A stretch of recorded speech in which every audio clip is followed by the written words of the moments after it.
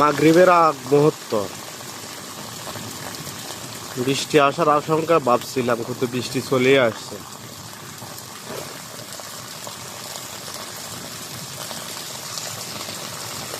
এখন বাজে সন্ধ্যা 6টা 20 মিনিট। পুরা দিন কঠিন রোদ ছিল, এখন আবার বৃষ্টি চলে আসছে।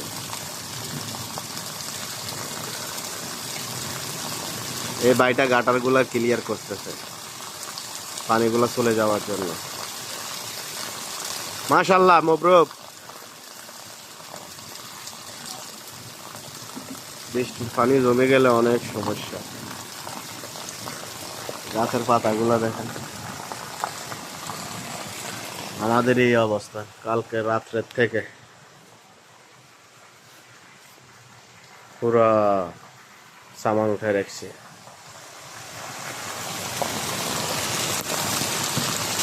বৃষ্টি ভেজা চোখে বললে আমাকে, কষ্টে আছি রবে একাকি, তুমি ভালো নেই। প্রচুর বৃষ্টি হইতেছে, কঠিন বৃষ্টি হইতেছে। এটা আমাদের ছাদের থেকে পানি পড়তেছে। বৃষ্টি ভেজা চোখে বললে আমাকে, কষ্টে আছি রবে একাকি, তুমি ভালো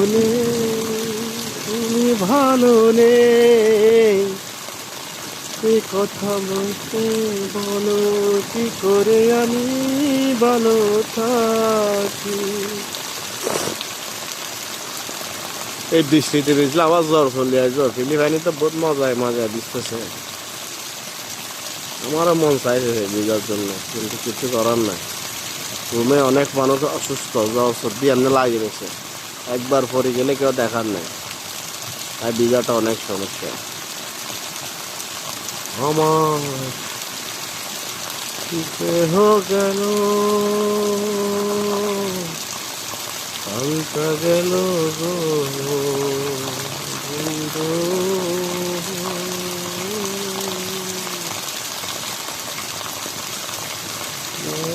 দুঃখ বুঝলা না।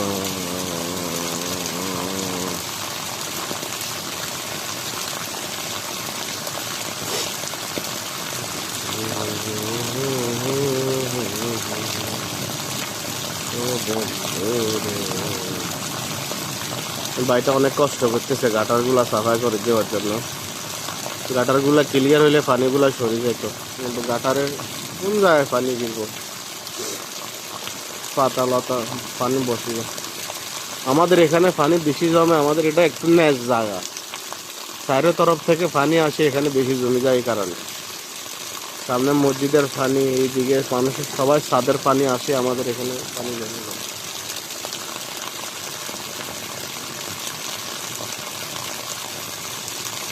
যদি তোমায় আমি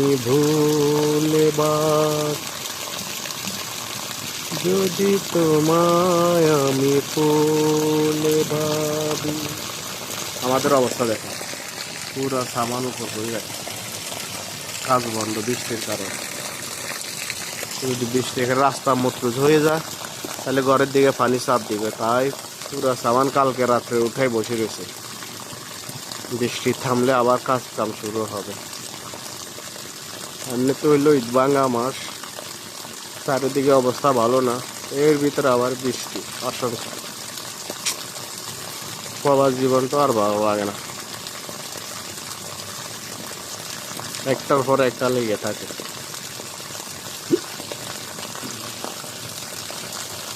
ও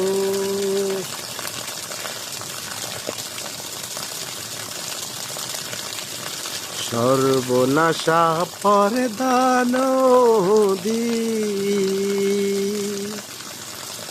তোর কাছে সুদাই বল আমারে, তোর কিরে আর কুল কিনারা না,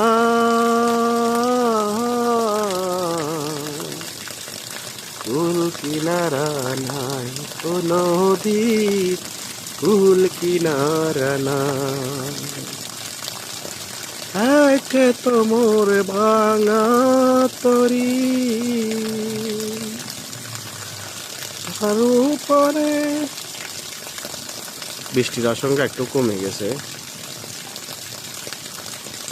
অনেক বৃষ্টি চাই, এই একটু বৃষ্টি এখন কতগুলা পানি জমে গেছে আবার।